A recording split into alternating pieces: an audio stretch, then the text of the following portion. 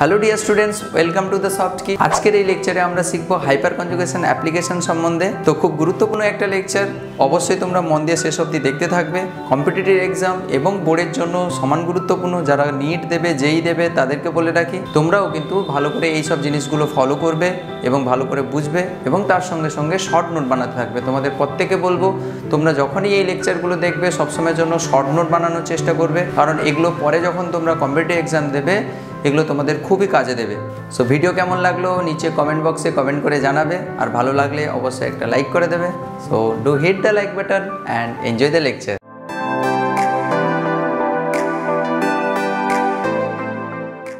তাহলে আগের ক্লাসে হাইপার কনজুগেশন পড়েছি, আজকে পড়ব হাইপার কনজুগেশনের অ্যাপ্লিকেশন বা প্রয়োগ। কোন কোন ক্ষেত্রে হাইপার কনজুগেশনকে কাজে লাগানো হবে এবং হাইপার কনজুগেশন দিয়ে আমরা কতগুলো জিনিসের সুন্দরভাবে এক্সপ্লেনেশন দেব।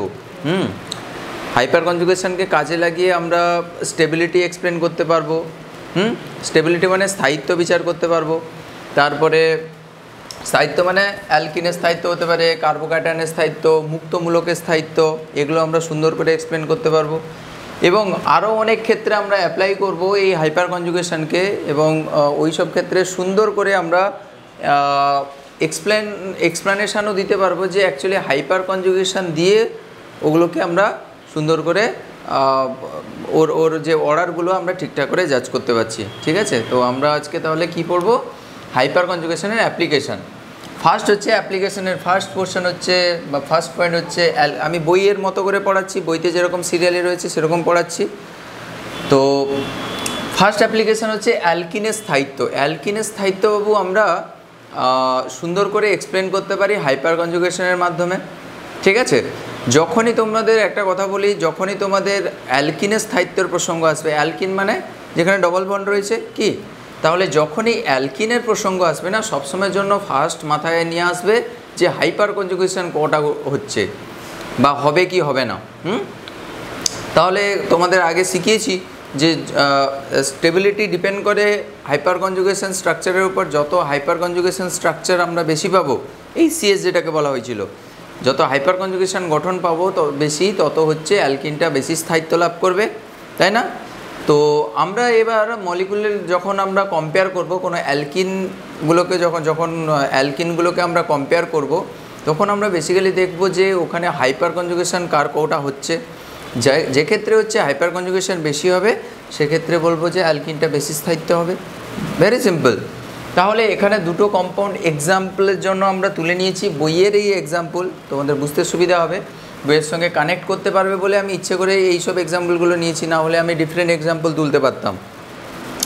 তো এই দুটো অ্যালকিনের বলছে যে স্থায়িত্ব কী হবে। তাহলে তোমাদের আগের দিন তো শিখিয়েছি, আগের ক্লাসে আমরা শিখেছি যে পট করে দেখে কিভাবে বলা যায় যে কম্পাউন্ডের মধ্যে কটা হাইপার কনজুগেশন হচ্ছে। আগের দিন শিখিয়েছি না, অনেকগুলো এক্সাম্পল করেছিলাম, তোমরা পটপট করে দেখে বলে দিয়েছিলে। এবার এই কম্পাউন্ডের ক্ষেত্রে আমাকে একটু বলে দাও তো কতগুলো হাইপার কনজুগেশন হবে। খুলে ফেলো, না হলে লিখতে পারবে না। তাহলে আমি খুলে দিচ্ছি, দেখো একে বলো বলো বলো তাড়াতাড়ি বলো।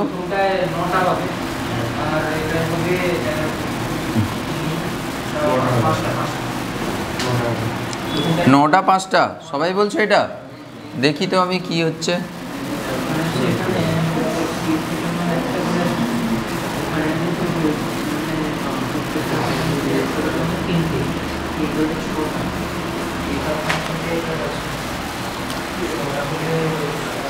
তাহলে ফার্স্টের স্ট্রাকচারে আমরা কি বলেছি, সি ডবল বন্ড সির সঙ্গে যেসব সিএইচ বন্ধনগুলো থাকে তারাই হাইপার কনজুগেশন টেক পার্ট করে। তাহলে ডবল বন্ডের পাশের কার্বনে চলে যাও, কটা সিএইচ বন্ধন রয়েছে? পাশের কার্বন বলতে এই কার্বন ডবল বন্ডের সঙ্গে ডিরেক্টলি রয়েছে, এতে হচ্ছে 3টা, তাহলে 3টে হাইড্রোজেন রয়েছে, মানে এই পাশে 3টে হাইপার কনজুগেশন, এই পাশেও সিএইচ বন্ধন কটা রয়েছে, এখানেও 3টে, এখানেও 3টে, 3 3 6 3 9টা। তাহলে বিজন ঠিক বলেছে, দীপু ঠিক বলেছে। তাহলে এখানে 9HCS হবে। এক্ষেত্রে কটা হবে বলো?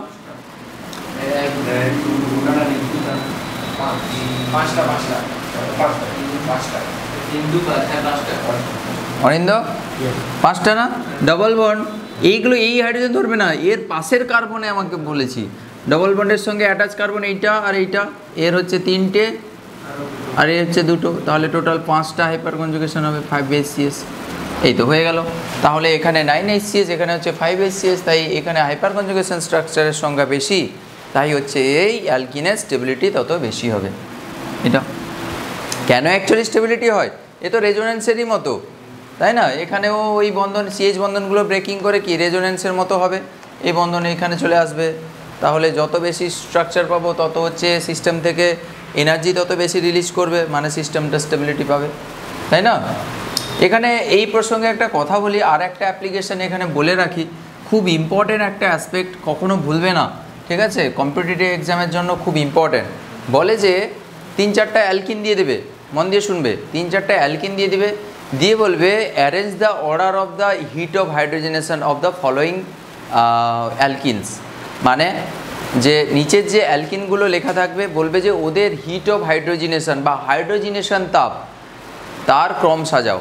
হাইড্রোজিনেশন তাপ, আবার একটা জিনিস বলতে পারে দহন তাপ, দহন তাপের ক্রম কী হবে, এটা তোমরা শিখে পড়েছো থার্মোডাইনামিক্সে, দহন তাপ, গঠন তাপ এগুলো পড়েছো। তো দুটো টার্ম একটু জেনে রাখো, এক্ষুনি হয়ে যাবে। হিট অফ হাইড্রোজিনেশন, কথা বলবে না বাবু? দেখো হিট অফ হাইড্রোজিনেশন কি, হিট অফ হাইড্রোজিনেশন বা হাইড্রোজিনেশন তাপ। হিট অফ হাইড্রোজিনেশন কি জিনিস, দেখো যখন CC ডবল বন্ড ধরো একটা ধরেছি, ঠিক আছে, এখানে হাইড্রোজেন যেরকম তার যেরকম থাকা সেরকম আছে, হাইড্রোজেন বা মিথাইল হোয়াটএভার এরকম তার ভ্যালেন্সি কমপ্লিট করে রয়েছে। এতে যদি একটা হাইড্রোজেন তুমি অ্যাড করো এই ডাবল বন্ডে বা ট্রিপল বন্ডে হতে পারে, তাহলে জিনিসটা কি হবে, এখানে সিগমা বন্ধন রয়েছে, পাই বন্ধন রয়েছে, পাই বন্ধনটা ব্রেক করে যাবে, দিয়ে কি হবে গো, হাইড্রোজেনটা ওখানে অ্যাড করবে, একটা হচ্ছে হাইড্রোজেন এখানে লাগবে, একটা হাইড্রোজেন এখানে লাগবে, তাই না? তো বেসিক্যালি এখানে কি হলো, পাই বন্ধনটা ব্রেক করলো, স্যার হাইড্রোজেন ওই পাই বন্ধন যে ব্রেক করলো, পাই বন্ধন ব্রেক করার জন্য হাইড্রোজেনটা ওখানে অ্যাড হতে পারলো। এই হাইড্রোজেন যখন যুক্ত হয় না, তখন হচ্ছে কিছু পরিমাণ সিস্টেম থেকে এনার্জি রিলিজ করে তাপশক্তি উৎপন্ন হয়, যেই তাপটাকে বলা হচ্ছে হিট অফ হাইড্রোজিনেশন বা হাইড্রোজিনেশন তাপ বলা হচ্ছে। তাহলে হাইড্রোজিনেশন হয়, এই ঘটনাটাকে বলা হয় তো হাইড্রোজিনেশন। হাইড্রোজেন যুক্ত হওয়াকে হাইড্রোজিনেশন, জল যুক্ত হওয়াকে জল যোজন বা হাইড্রেশন, হ্যালোজেন যুক্ত হলে যদি ডবল বন্ডে হ্যালোজেন যুক্ত হাইড্রোজিনেশন, বুঝতে পেরেছো? তো তাহলে এই হাইড্রোজিনেশনের ফলে এখানে কিছু পরিমাণ তাপশক্তি উৎপন্ন হয়, প্লাস তাপ আর কি, তাপশক্তি উৎপন্ন হয়, যে তাপটাকে বলা হচ্ছে হিট অফ হাইড্রোজিনেশন, ঠিক, বা হাইড্রোজিনেশন তাপ বলা হচ্ছে। তাহলে বেসিক্যালি এখানে একটা থিম তুমি দেখো, যদি এই অ্যালকিনের স্টেবিলিটি যদি বেশি হয়, স্টেবিলিটির সঙ্গে এই হাইড্রোজিনেশন তাপের আমি রিলেশন খুঁজতে চাইছি। সমজিৎ, যদি এই অ্যালকিনটা বেশি স্থায়ী হয়, মন দিয়ে বুঝবে, তাহলে হাইড্রোজেন অ্যাড করার জন্য বেশি তাপ শক্তি পাবো নাকি কম শক্তি পাবো? বেশি পাবো। যদি অ্যালকিনটা যদি বেশি স্টেবল হয়, একটা একদম প্রাইমারি কথা ভাবো, যদি এ বেশি স্টেবিলিটি পায়, যত হাইড্রোজেন অ্যাড হবে, আমি একটা থিম বলে দিচ্ছি, যত হাইড্রোজেন যুক্ত হবে তত তাপশক্তি বেশি পাবো, ব্যাস। যত হাইড্রোজিনেশন ভালো হবে তত তাপশক্তি বেশি পাবো। এবার বলো, অ্যালকিনের স্থায়িত্ব খুব বেশি, স্থায়িত্ব খুব বেশি হলে সে কি হাইড্রোজিনেশন করতে চাইবে? করতে চাইবে না। যদি হাইড্রোজিনেশন করতে না চায়, তাহলে তাপশক্তিও আমি কম পাবো। কি তাহলে তাপশক্তি কম মানে কি, হিট অফ হাইড্রোজিনেশন কম। তাহলে স্থায়িত্ব যত বাড়বে অ্যালকিনের, এটা যত স্থায়িত্ব বাড়বে তত হাইড্রোজেনেশন করতে চাইবে না। আরে বাবা, স্থায়িত্ব বেশি মানে কি, ও সেই অবস্থায় ভালো আছে, ও কেন ডিভোর্স দিতে চাইবে বলো? কি এখানে কেন সে ব্রেকিং করবে? সে তো এতেই তো খুশি, দারুণ খুশি, আনন্দে রয়েছে, তাহলে সে কেন হাইড্রোজিনেশন করে তাপশক্তি উৎপন্ন করবে? বুঝতে পেরেছ? যদি সে আনস্টেবল থাকতো, তাহলে সে কি করতো, বন্ধনটা ব্রেক করে আরও নতুন জনের সঙ্গে কানেকশন করতো, নতুন বন্ডিং ফর্মেশন করতো। সুতরাং আমি কি বুঝলাম এখান থেকে, যে যত স্থায়িত্ব বেশি হবে অ্যালকিনের, তত হাইড্রোজিনেশন করতে চাইবে না, মানে হাইড্রোজিনেশন তাপ কমে যাবে। তাহলে স্থায়িত্বের সঙ্গে হাইড্রোজিনেশন তাপের রিলেশন কী হলো? ইনভার্সলি প্রপোর্শনাল, তাই না? সুতরাং এইটা খুব ইম্পর্টেন্ট। তাহলে heat of hydrogenation, heat of hydrogenation varies as হচ্ছে 1/, স্থায়িত্ব। কার স্থায়িত্ব? অ্যালকিনের স্থায়িত্ব।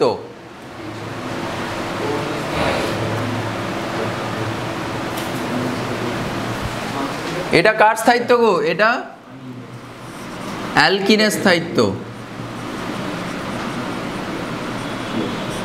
তাহলে অ্যালকিনের স্থায়িত্ব যত বেশি হবে হিট অফ হাইড্রোজেনেশন তত কম হবে। সেম জিনিস হিট অফ কম্বাশনের ক্ষেত্রে। হিট অফ কম্বাশন মানে কি গো? দহন তাপ। হিট অফ কম্বাশন মানে হচ্ছে দহন তাপ। দহন তাপ বা হচ্ছে heat of combustion, heat of combustion বা যাকে বাংলাতে কি বলছে? দহন তাপ। এর ক্ষেত্রে থিমটা কি? দহন তাপ জিনিসটা কি? হাইড্রোকার্বন কম্পাউন্ডগুলো, মানে অ্যালকিনও একটা তো হাইড্রোকার্বন কম্পাউন্ড। হাইড্রোকার্বন কম্পাউন্ড কাদের বলা? হাইড্রোজেন আর কার্বন ঘটিত যৌগকেই বলা হচ্ছে হাইড্রোকার্বন। হাইড্রোকার্বন কম্পাউন্ডগুলো যখন কম্বাশন হয় মানে দহন হয়, কিসের প্রেজেন্সে? অক্সিজেনের প্রেজেন্সে ওদেরকে দহন করা হবে। বাবু যদি দহন হয় মানে ওদের যদি কম্বাশন করা হয়, তাহলে দহনের ফলে হাইড্রোকার্বন কম্পাউন্ডগুলো কি উৎপন্ন করবে? কার্বন আর হাইড্রোজেন যদি থাকে তাদেরকে দহন করলে কার্বন ডাইঅক্সাইড আর জল তৈরি হয় সবসময়ের জন্য কি? অর্থাৎ যত হচ্ছে অ্যালকিনের স্থায়িত্ব বাড়বে। তুমি এবার বলো, ধরো একটা অ্যালকিন, এই যে ধরো অ্যালকিনকে আমি এখানে লিখছি, হ্যাঁ, এই অ্যালকিনের সঙ্গে অক্সিজেনের বিক্রিয়া করিয়ে আমি একে দহন করে কি তৈরি করছি গো? O2 CO2 আর হচ্ছে জল তৈরি করছি। প্লাস এখানে কিছু পরিমাণ তাপশক্তি উৎপন্ন হবে, ঠিক? এবার যদি এই অ্যালকিনের স্থায়িত্ব বাড়ে তাহলে দহন তাপ কম হবে না বেশি হবে? যত ভালো করে দহন হবে তত বেশি তাপশক্তি পাবো। তাহলে এ কখন বেশি সুন্দর করে দহন হবে? স্থায়িত্ব যখন কম হবে, যখন স্টেবিলিটি কম হবে তখন দহন ভালো হবে, তখন হচ্ছে এনার্জি বেশি হবে। এটাও ব্যস্তানুপাতিক। তাহলে দহন তাপও সেম ট্রেন্ডটা ফলো করছে, যে যত স্টেবিলিটি কম হবে, আনস্টেবল হবে তোমার অ্যালকিনটা, ঠিক আছে, তত দহন তাপ বেশি হবে। আরে সে অস্থায়ী অবস্থায় রয়েছে বলেই তো সে দহন হতে চাইছে, যা এদিক ওদিক ঘুরে বেড়াতে চাইছে, বুঝতে পেরেছ? স্থায়ী হলে কি সে এদিক ওদিক লাফাতো নাকি? কি বলো? বাস্তব কথা তো, তাই না সৌমজিৎ? বুঝছো তুমি? তুমি তো এগুলো বোঝার কথা। তাহলে হিট অফ হাইড্রোজেনেশন বা দহন তাপ ইনভার্সলি প্রপোর্শনাল অ্যালকিনের স্থায়িত্ব।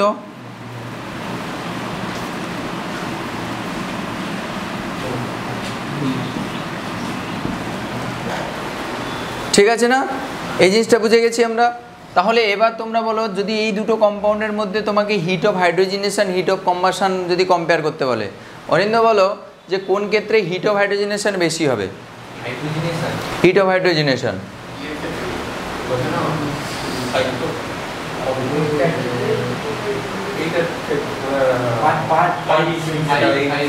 ফাইভ হাইপার কনজুগেশনের ক্ষেত্রে অ্যালকিনের স্থায়িত্বের অর্ডার আমরা কি বলেছিলাম? এইটা সবচেয়ে বেশি স্থায়ী তার তুলনায়।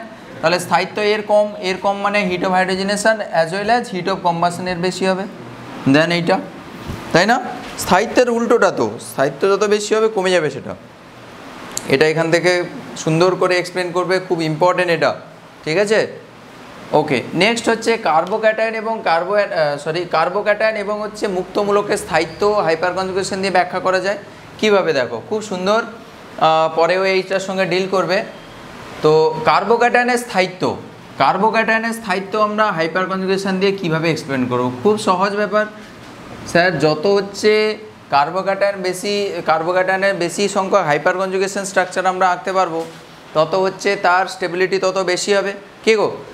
বেশি হবে তো? তাই তোমাকে দেখতে হবে এখানে কোন ক্ষেত্রে হাইপার কনজুগেশন স্ট্রাকচারের সংখ্যা বেশি হচ্ছে। তাহলে দেখো, আমাকে বলো এইটার মধ্যে কোনটার হাইপার কনজুগেশন স্ট্রাকচারের সংখ্যা বেশি এবং কটা করে হবে বলো? এর কম্পাউন্ডের ক্ষেত্রে হাইপার কনজুগেশন স্ট্রাকচার কটা হবে অনিন্দ? 3টে হবে, 3HCS। কারণ কি? C+-এর সঙ্গে ডিরেক্টলি কটা CH বন্ধন রয়েছে? 3টে। এখানে বিজন কটা হবে? 6HCS। তারপরটায় 9HCS। তাহলে স্টেবিলিটি হচ্ছে কার বেশি? স্টেবিলিটি অর্ডার বলছি প্রথমে, স্টেবিলিটি হচ্ছে এইটার বেশি, তারপরে এইটা, তারপরে এটা। তাহলে কার্বোক্যাটায়নের স্থায়িত্ব হচ্ছে এই অর্ডার ফলো করবে, ইজন্ট ইট?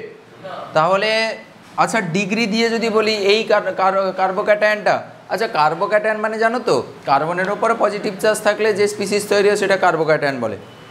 আপনি সেটা কি কোশ্চেন করলে হাইড্রোজেনেশন? না হাইড্রোজেনেশন দাম না, এটা হচ্ছে স্টেবিলিটি, কার্বোক্যাটায়নের স্টেবিলিটি। তো এটা বেশি। হ্যাঁ আমি স্থায়িত্বতে এখনও আছি।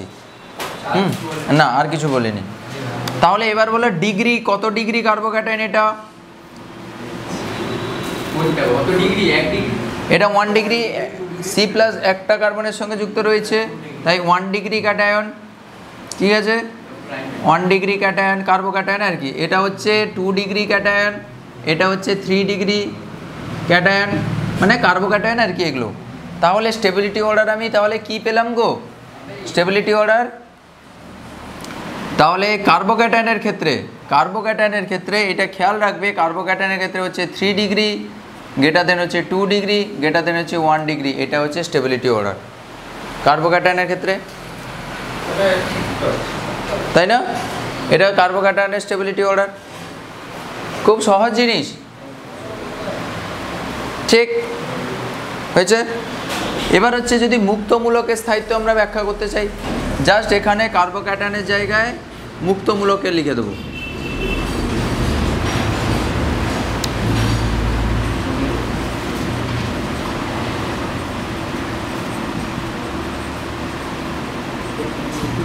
মুক্তমূলকের স্থায়িত্ব, মুক্তমূলক মানে কি? ফ্রি রেডিক্যাল যাকে বলা হয়, ডট ডট থাকবে। তাহলে এদের প্রত্যেক এক্সাম্পলের জন্য প্রত্যেকের উপরে একটা করে ডট চাপিয়ে দিচ্ছি, মুক্তমূলক হয়ে গেল। এবার বলো হাইপার কনজুগেশন কার ক্ষেত্রে কটা হবে? যা আছে সেটাই তো, একই তো। সি ডট বা সি রেডিক্যাল হচ্ছে যটা সিএইচ বন্ধনের সঙ্গে ডিরেক্টলি অ্যাটাচ থাকে ততগুলো হচ্ছে হাইপার কনজুগেশন হবে। তাহলে এখানে 3, 6, 9 স্টেবিলিটি কী হবে? সেম অর্ডারই, যেখানে হাইপার কনজুগেশন বেশি হবে সেখানে হচ্ছে স্টেবিলিটি বেশি হবে, কিছুই নয়। তাহলে যেখানে রেডিক্যাল দেখবে সেখানে রেডিক্যালের স্টেবিলিটি এইভাবে এক্সপ্লেন করবে হাইপার কনজুগেশন দিয়ে, কার্বোক্যাটায়ন যেখানে দেখবে এইভাবে এক্সপ্লেন করবে। তাহলে রেডিক্যালের ক্ষেত্রেও খেয়াল রাখবে মুক্তমূলকের স্থায়িত্ব 3 degree greater than 2 degree greater than 1 degree, খুব ইম্পর্টেন্ট এটা। কার্বোক্যাটায়নের ক্ষেত্রেও 3 ডিগ্রিটা বেশি, এটাও তো দেখো না, এটাও 1 ডিগ্রি রেডিক্যাল, দেখো একটা কার্বনের সঙ্গে ডিরেক্টলি রয়েছে 1 ডিগ্রি। এটা ক্যাটায়ন হবে না, তখন এটা রেডিক্যাল হয়ে যাবে, 1 ডিগ্রি রেডিক্যাল, ফ্রি রেডিক্যাল আর কি। ফ্রি রেডিক্যাল মানে ফ্রি মানে হচ্ছে মুক্ত, রেডিক্যাল মানে হচ্ছে মূলক। তাহলে 1 degree free radical, 2 degree 3 degree radical, free radical আর কি। তো স্টেবিলিটি অর্ডার এই ট্রেনটা ফলো করবে। ঠিক। নেক্সট আর একটা খুব গুরুত্বপূর্ণ জিনিস, সের অ্যাপ্লিকেশান। এই টাইপের কোশ্চেনগুলো প্রচুর জায়গায় দেখতে পাবে, ঠিক আছে? তো এইগুলোর সম্বন্ধে একটু সম্যক ধারণা থাকলে, তোমার সম্যক ধারণা, তাহলে তুমি সুন্দর করে জিনিসগুলোকে এক্সপ্লেইন করতে পারবে in terms of resonance, either resonance না হলে হচ্ছে হাইপার কনজুগেশন। এই কম্পাউন্ডটা এখানে অ্যাডপ্ট করছি CH3। মন দিয়ে বুঝবে, এর একটু গল্প রয়েছে। দেখো এখানে কি কি বন্ধন রয়েছে বিজন? সিসি সিঙ্গেল বন্ড আর সিসি ডাবল বন্ড রয়েছে। আচ্ছা ethylene, ethane, ethyne, ethyne, ethane, ethane, CH3 হচ্ছে ইথেন, হ্যাঁ। আর এটা হচ্ছে CH2 মানে ইথিন বা ইথিলিন, ঠিক। এর যে সিসি বন্ধনের বন্ড লেন্থ, এর যে সিসি বন্ধনের বন্ড লেন্থ, সিসি বন্ডের বন্ড লেন্থ কত হয়? 1.54, তোমাদের আগেও বলেছি। এই যে ডাবল বন্ডের সি ডাবল বন্ড সি এর বন্ড লেন্থ কত হয়? 1.39 হয়। এই 39 নয়, 34 হয়। 39টা বেঞ্জিনের ক্ষেত্রে হয়, এটা হচ্ছে 1.34 হয়, ঠিক। তাহলে হোয়াট ডু ইউ এক্সপেক্ট? এখানেও সিসি ডাবল বন্ড রয়েছে একটা, এখানেও সিসি সিঙ্গেল বন্ড রয়েছে, এটা একটা সিসি সিঙ্গেল বন্ড। এ বুঝতে পারছো তো? এটা খুলে লিখলে বুঝতে পেরে যাবে। CH ডাবল বন্ড CH2 খুলে লিখে দিয়েছি। তাহলে এখানে একটা সিসি সিঙ্গেল বন্ড রয়েছে, এখানে কি রয়েছে? একটা সিসি ডাবল বন্ড রয়েছে, তাই না? তাহলে হোয়াট ডু ইউ এক্সপেক্ট? এই সিসি সিঙ্গেল বন্ড এই 1.54 হওয়া উচিত ছিল, এই সিসি ডাবল বন্ডটা কত হওয়া উচিত ছিল? 1.34 অ্যাংস্ট্রম হওয়া উচিত ছিল। বাট ইভেনচুয়ালি আমরা দেখলাম কি যে সিসি সিঙ্গেল বন্ডের যেটা হওয়া উচিত ছিল 1.54, তার বদলে সেটা হলো কত 1.48 হয়ে গেছে, 1.488 অ্যাংস্ট্রম, 1.488 অ্যাংস্ট্রম। আর সিসি ডাবল বন্ডের হওয়া উচিত ছিল কত 1.34 হওয়া উচিত ছিল, সেটা হয়ে গেল 1.353 অ্যাংস্ট্রম। তাহলে এইটা এক্সপ্লেনেশন কিভাবে দেব, কিভাবে এক্সপ্লেন করব যে what is the reason behind this anomalous behaviour. Anomalous behaviour মানে বৈপরীত্য চরিত্রের ব্যাখ্যা আমরা কি করে দেব। দেখো কত সুন্দর করে এক্সপ্লেনেশনটা হাইপার কনজুগেশন টার্মে আসছে। দেখো রেজোনেন্সে যদি কোনো কেস থাকতো তাহলে একটা করেছিলাম না, রেজোনেন্সের ক্ষেত্রে এরকম যেটা হওয়া উচিত ছিল সেটা হলো না, রেজোনেন্সের দিয়ে এক্সপ্লেন করেছিলাম। এখানে কি দিয়ে এক্সপ্লেন করবো, দেখো এটাকে আবার আঁকছি। এখানে CH3 CH double bond CH2, ঠিক, এর যে তিনটা হাইড্রোজেন রয়েছে এগুলোকে একটু খুলে লিখছি। দেখো এরা হাইপার কনজুগেশনে টেক পার্ট করবে না, করবে না, হাইপার কনজুগেশন টেক পার্ট করবে।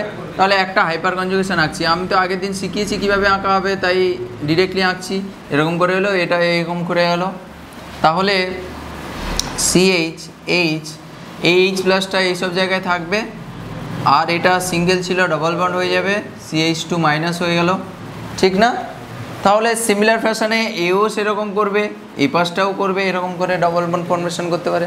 তাহলে একটা কেস দেখো, সমজিৎ এখানে সিসি সিঙ্গেল বন্ড ছিল, হাইপার কনজুগেশনের জন্য দীপম এখানে ডবল বন্ড চলে এলো, দেখো পার্সিয়ালি ডবল বন্ড ক্যারেক্টার পেয়ে গেল। তাহলে যদি সিঙ্গেল বন্ড যদি ডবল বন্ড ক্যারেক্টার পায় তাহলে ওই এক বন্ধন কিছুটা পরিমাণ দ্বিবন্ধন চরিত্র লাভ করলো। তাহলে তোমরা তো জানো এক বন্ধনের তুলনায় দ্বিবন্ধনের হচ্ছে বন্ধন দৈর্ঘ্যটা কম হয় বা ছোট হয়ে যায়, তাই না? তাই হচ্ছে যেটা হওয়া উচিত ছিল সিসি সিঙ্গেল বন্ডের জন্য 1.54 যেটা হওয়া উচিত ছিল তার তুলনায় কমে গিয়ে কত হয়েছে 1.48 হয়েছে, 1.488। ঠিক আছে সৌপর্ণ, দেখো যদি সিসি ডবল বন্ড থাকে, সিসি ডবল বন্ডের জন্য হওয়া উচিত ছিল কত 1.34, বাট দেখো এখানে যে সিঙ্গেল বন্ড ডাবল বন্ডটা ছিল না, ডবল বন্ডটা হাইপার কনজুগেশন ফলে আংশিক এক বন্ধন চরিত্র লাভ করলো। তাহলে এক বন্ধন চরিত্র যদি লাভ করে তাহলে দ্বিবন্ধন থেকে এক বন্ধন হয়ে গেলে কি হয়, বন্ধন দৈর্ঘ্যটা বাড়বে, কারণ দ্বিবন্ধনের তুলনায় এক বন্ধনের বন্ধন দৈর্ঘ্যটা বেশি বড় বলা হবে, বেশি বলা হবে, লং আর কি। তো তাহলে আমরা কি বলতে পারি যে যেহেতু হাইপার কনজুগেশনের দরুন দ্বিবন্ধনটা আংশিক এক বন্ধন চরিত্র লাভ করছে, তাই হচ্ছে বন্ধন দৈর্ঘ্যটা 1. কত হওয়া উচিত ছিল, 1.34 হওয়া উচিত ছিল, সেটা হয়ে গেল 1.35, মানে 1 পয়েন্ট সামথিং অ্যাংস্ট্রম এক্ষেত্রে বেড়ে গেল। কিসের জন্য, ডবল বন্ডটা সিঙ্গেল বন্ড হয়ে গেল বলে, তাই না? সো এটা আমরা এক্সপ্লেন করলাম, it can be explain in terms of hyper conjugation, hyper conjugation দিয়ে আমরা ব্যাখ্যা করতে পারলাম। ঠিক আছে না? আর একটা জিনিস তোমরা অলরেডি শিখে গেছো যে অ্যালকিল গ্রুপ যখন রিংয়ের সঙ্গে যুক্ত থাকবে ইলেকট্রন বিকর্ষণ করার ক্ষমতা, তোমাদের অলরেডি সেদিন শিখিয়েছি, আমি একটা এক্সাম্পল দিয়েছিলাম না, যে বেঞ্জিন রিংয়ের সঙ্গে CH3 যুক্ত রয়েছে, আর হচ্ছে CH2 CH3 রয়েছে, আর একটা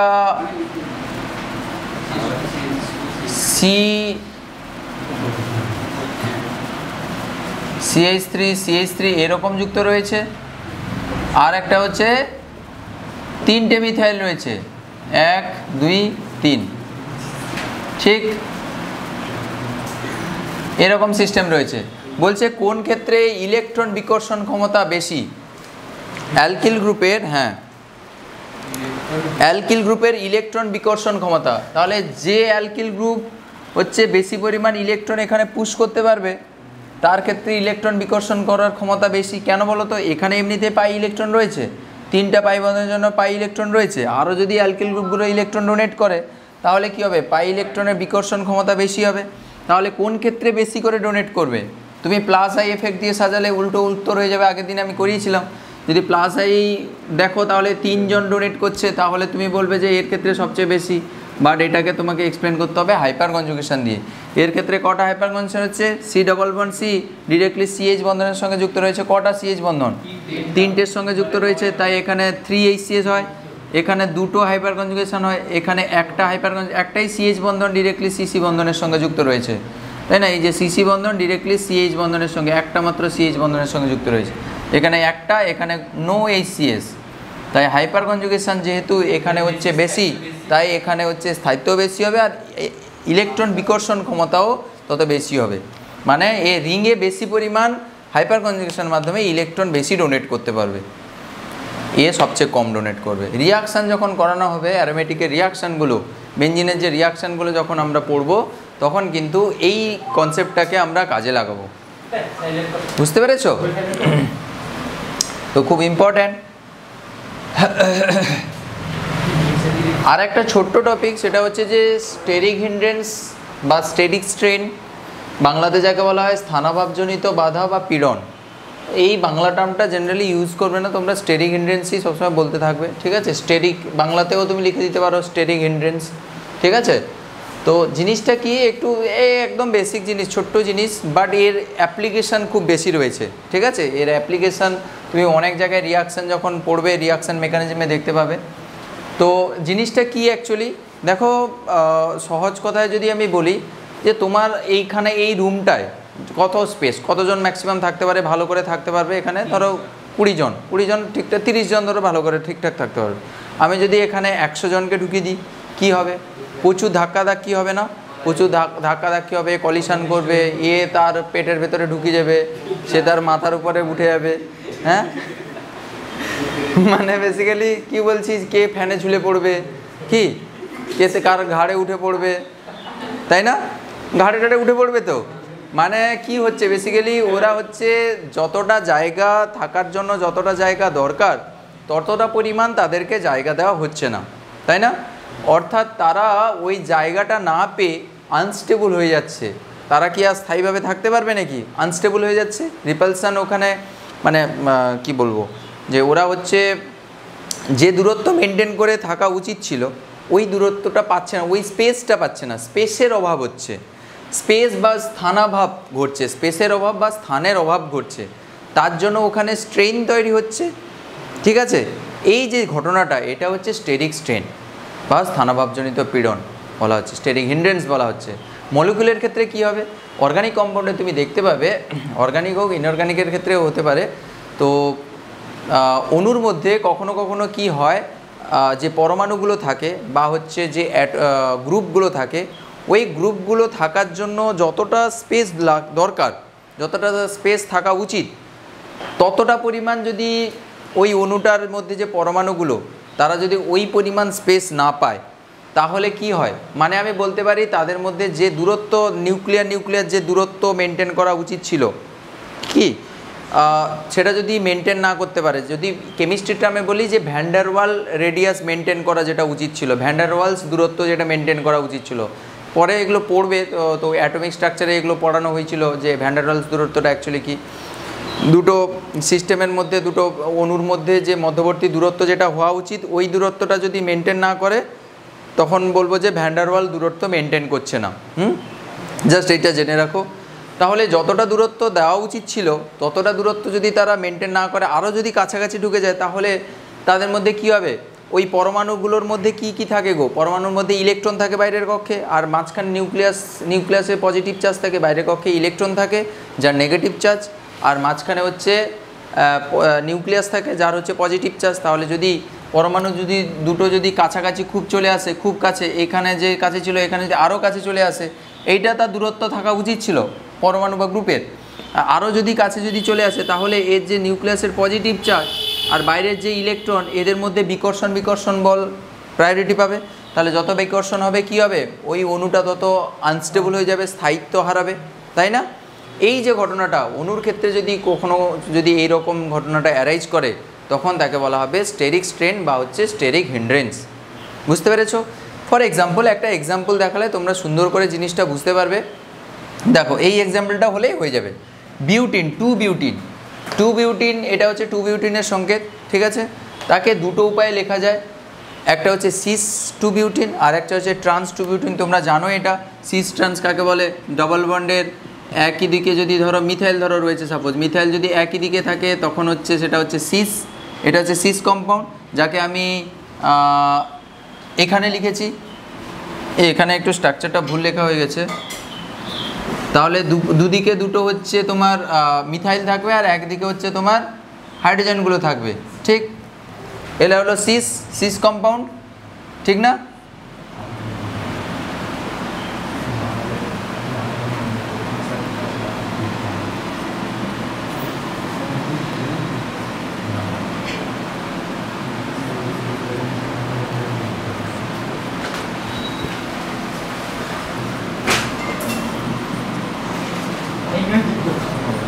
এটা হলো সিস কম্পাউন্ড। সিস তো তোমরা জানো যে একই দিকে যদি সেম গ্রুপ যদি থাকে তাহলে ডবল বন্ডের একই দিকে থাকলে তাকে সিস বলা হয়।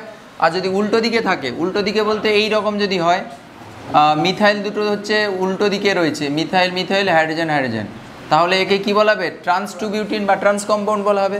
এটা হচ্ছে সেই রকম, একে খুলে লিখেছি দেখো, এইটা হচ্ছে খুলে লিখেছি। এইখানে মিথাইল একই দিকে রয়েছে, এই যে মিথাইল ডবল বন্ডের একই দিকে রয়েছে, আর হাইড্রোজেনগুলো এই একই দিকে রয়েছে। আর এর ক্ষেত্রে দেখো মিথাইল দুটো উল্টো দিকে, ডবল বন্ডের উল্টো দিকে রয়েছে, এই যে উল্টো দিকে রেখেছি, আর হাইড্রোজেনগুলো এরকম করে, ঠিক। এটা হচ্ছে ট্রান্স কম্পাউন্ড, এটা হচ্ছে ট্রান্স, TRANS ট্রান্স, আর এটা হচ্ছে cis compound, cis two butene, এটা হচ্ছে ট্রান্স টু বিউটিন। এবার দেখো ঘটনা কি হচ্ছে, দেখো সিসটাকে একটু অবজার্ভ করলে বুঝতে পারবে। দেখো এইখানে যে হাইড্রোজেনগুলো রয়েছে, এই হাইড্রোজেনগুলো কতটা ক্লোজ রয়েছে, দেখো অনেকটা কাছাকাছি চলে এসছে না? কিসের জন্য? সিস কম্পাউন্ড হওয়ার জন্য এরা এখানকার যে হাইড্রোজেনগুলো, মিথাইলের হাইড্রোজেনগুলো খুব ক্লোজলি প্যাকড হয়ে গেছে, খুব কাছাকাছি চলে এসছে। তুমি বললে স্যার এই মিথাইলটাকে কেন এদিকে ঘুরিয়ে দিচ্ছেন না? এদিকে ঘুরিয়ে দিলে তো সে আবার তো এই বিকর্ষণটা তো ফিল করবে না। যদি ঘুরিয়ে দেয় ওপাশ দিকে ওদিকে, মানে এইরকম যদি করে দিই তাহলে তো কোনো বিকর্ষণ ফিল করবে না, তাহলে তো স্টেবল হয়ে যাবে। কেন এরকম লিখেছেন? একটা জিনিস খেয়াল রাখবে, ডাবল বন্ড আর ট্রিপল বন্ডের ক্ষেত্রে বন্ড কখনো এরকম করে রোটেট করে না, মানে এইটা এইদিকে চলে আসবে, এইটা এইদিকে চলে আসবে, এরকম হয় না। এটা কেমিক্যাল বন্ডিংয়ে শেখানো হয়েছে। Single bond can rotate, single বন্ডকে তুমি এদিক ওদিক করে রোটেট করতে। এটা যদি সিসি সিঙ্গেল বন্ড থাকতো, এটা যদি সিঙ্গেল বন্ড, এইটা যদি হতো, তাহলে তুমি যখন খুশি ঘোরাতে, বুঝতে পেরেছো? কিন্তু ডবল বন্ড সবসময় যেন ফিক্স থাকে, রিজিড বন্ড, ও কিন্তু কখনো এরকম করে রোটেট করতে পারে না, যে জায়গায় আছে সেটাই ফিক্স। তাই ফিক্স থাকার জন্য কি হয়, এই হাইড্রোজেনগুলো তাদের পজিশন চেঞ্জ করতে পারে না। তাহলে যে দূরত্বটা ওদের মেনটেন করা উচিত ছিল, এখানে যে দেখিয়েছিলাম একটু আগে, যে দূরত্ব ওদের মধ্যে মেনটেন করা উচিত ছিল, বা ভ্যান্ডারওয়াল রেডিয়াস যেটা মেনটেন করা উচিত ছিল, সেই রেডিয়াসটা তারা মেনটেন করতে পারছে না, তারা আরও কাছে ঢুকে গেছে। তাহলে তাদের থাকার জন্য উপযুক্ত স্পেস পাচ্ছে না। তাই ইলেকট্রন রিপালসান বা হচ্ছে নিউক্লিয়াসের পজিটিভ চার্জের রিপালসান বল ওরা ফিল করছে। তাই হচ্ছে এই কম্পাউন্ডটা স্টেবিলিটি অনেকটাই কমে যাবে, স্টেবিলিটির সঙ্গে সক্রিয়তার কি সম্পর্ক গো? স্টেবিলিটি যত বাড়বে সক্রিয়তা কমবে না বাড়বে? স্টেবিলিটি বেশি, স্থায়িত্ব বেশি, মানে কি সক্রিয়তা কম। তো কি আনস্টেবল মানে কি, সে এদিক ওদিক জলে জঙ্গলে এদিক ওদিক ঘুরে বেড়াবে, আনস্টেবল। আর যদি স্টেবিলিটি বেশি হয়, বাড়িতে চুপচাপ বসবে, শান্তভাবে বসবে, কি? আচ্ছা, এটা গেল সিস কম্পাউন্ডের। ট্রান্স কম্পাউন্ডের ক্ষেত্রে দেখো CH3 দুটো কোন দিকে রয়েছে দেখেছো? পুরো চলে গেছে একদম, অনেক দূরে চলে গেছে, অনেকটা দূরে চলে গেছে। এইরকম কোনো হাইড্রোজেনের রিপালশনের কোনো এখানে ব্যাপারই নেই। তুমি যত দূরে এক্সপ্লেন করবে করো, এইরকম কাছে কখনো আসতে পারবে না, বুঝতে পেরেছো? তাই এখানে মিথাইল দুটো হচ্ছে অনেক দূরে থাকার জন্য এদের মধ্যে এফেক্টিভ ওই যে রিপালশনে কোনো চান্সই নেই। তাই এই ক্ষেত্রে হচ্ছে ট্রান্স কম্পাউন্ডটা হচ্ছে বেশি স্টেবল হবে, কার তুলনায়? সিসের তুলনায়, বুঝতে পেরেছো? তাহলে এটার হচ্ছে স্টেবিলিটি এর হচ্ছে বেশি হবে, এর ক্ষেত্রে বেশি হবে, মানে সক্রিয়তা কম হবে সবচেয়ে। তাহলে এর ক্ষেত্রে স্টেবিলিটি কম, সক্রিয়তা বেশি, এর ক্ষেত্রে সক্রিয়তাটাও লিখে রাখবে, ঠিক আছে? তো এই সব জিনিসগুলো দেখবে পরে অ্যাপ্লাই করবো রিয়াকশান মেকানিজমের ক্ষেত্রে, যে অনেক ক্ষেত্রে দেখবে কোনো রিয়াকশান সেন্টারে ধরো এইরকম স্টেরিক হিন্ড্রেন্স হচ্ছে, স্টেরিক হিন্ড্রেন্স হলে সেখানে সমস্যা কী হবে, ইলেকট্রন যে ডিলোকালাইজেশন হয়, ওই যে রেজোনেন্স করে ইলেকট্রন খেলাধুলা করে, ওই ইলেকট্রন খেলাধুলার ক্ষেত্রে এ বাধাপ্রাপ্ত হবে। মানে ইলেকট্রন ডিলোকালাইজেশনের ক্ষেত্রে এরকম যদি তোমার স্টেরিক হিন্ড্রেন্স হয়, তাহলে কিন্তু ইলেকট্রন ডিলোকালাইজেশন বা খেলাধুলার ক্ষেত্রে ইলেকট্রন খেলতে পারবে না, ওই রিয়াকশান সিস্টেমে বাধাপ্রাপ্ত হবে ওখানে। হ্যাঁ হ্যাঁ হ্যাঁ হ্যাঁ, অনেক সময় তুমি দেখতে পাবে যখন রিয়াকশান করানো হবে না, তখন দেখবে যে অনেক রিয়াকশান সিস্টেমে, রিয়াকশান সেন্টারে যেখানে রিয়াকশান হচ্ছে ওই সিস্টেমে ওই মানে ওই রিয়াকশান সেন্টারে স্টেরিক হিন্ড্রেন্স হবে। স্টেরিক হিন্ড্রেন্স হলে কী হবে, ইলেকট্রন ওখানে ফ্লো করতে বাধা দেবে, ইলেকট্রন ঠিকঠাক করে যেতে পারবে না। বুঝতে পেরেছো? এই জন্য একে স্টেরিক হিন্ড্রেন্স মানে স্টেরিক ইনহিবিশন অফ রেজোনেন্সও বলা হয়, স্টেরিক ইনহিবিশন অফ রেজোনেন্স। এইখান থেকে একটা টার্ম আসে যেটাকে বলা হচ্ছে steric inhibition of resonance. Inhibition মানে বাধাপ্রাপ্ত, বাধা হওয়া আর কি, বাধা দেওয়া।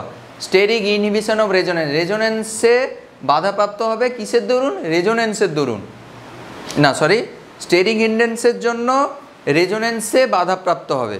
Steric inhibition of resonance reaction যখন পড়ানো হবে ওখানে দেখবে, বা এমনি মলিকুলার এক্সাম্পল দেবো যখন, তোমরা বুঝতে পারবে এইসব জিনিসগুলো। ঠিক আছে, এখন এই সিস ট্রান্সের শুধু কম্প্যারিজনটা শুধু খেয়াল রাখো যে কেন হচ্ছে সিসের ক্ষেত্রে স্টেবিলিটি কম, দেন হচ্ছে ট্রান্স। এই হিট অফ হাইড্রোজেনেশন এবার সহজে কম্পেয়ার করতে পারবে। একটা ট্রিক বলি, যখন তোমাকে সিস ট্রান্সের মধ্যে কম্পাউন্ড দুটো একই রয়েছে, শুধু সিস ট্রান্সের শুধু গল্প বলেছে, কম্পাউন্ড যদি একই থাকে, যদি স্টেবিলিটির গল্প বলে, তাহলে তুমি শিওর ভেবে নেবে ডবল বন্ড আছে মানে সিস ট্রান্সের গল্প বলতে চাইছে। সিস ট্রান্স দিয়ে যদি থাকে, তুমি তো সবসময়ের জন্য প্রেফার করবে ট্রান্সটা স্টেবল, দেন হচ্ছে সিস। হিট অফ হাইড্রোজেনেশনের কোশ্চেন এখান থেকে আসে, কোন ক্ষেত্রে হিট অফ হাইড্রোজেনেশন বেশি, কোন ক্ষেত্রে কম, তুমি সেটা সিস ট্রান্সের তুমি স্টেবিলিটি দিয়ে ব্যাখ্যা করে দেবে সেটা। বুঝতে পেরেছো? তো এই রেজোনেন্সের মানে এই স্টেরিক হিন্ড্রেন্স কিন্তু সক্রিয়তা নির্ণয়ের ক্ষেত্রে একটা গুরুত্বপূর্ণ প্যারামিটার। মানে সক্রিয়তা এর উপরে খুব গুরুত্বপূর্ণভাবে নির্ভর করে, মানে সক্রিয়তা এর উপরে খুব এফেক্টিভলি নির্ভর করে। সক্রিয়তা কমে যাবে যদি তোমার স্টেবিলিটি বেশি হয়ে যায়। বুঝতে পেরেছো? ওকে, তাহলে এইটা পড়িয়ে মোটামুটি শেষ করলাম। স্টেরিক হিন্ড্রেন্সটা একটু ভালো করে দেখে নেবে। পরের ক্লাসে আমরা ইন্টারমিডিয়েট সম্বন্ধে জানবো। ঠিক আছে, তাহলে আজ এই অবধি থাকলো। Like a bird on a tree, I'm just sitting here. I got time, it's clear to see. From up here, the world seems small. We can sit together.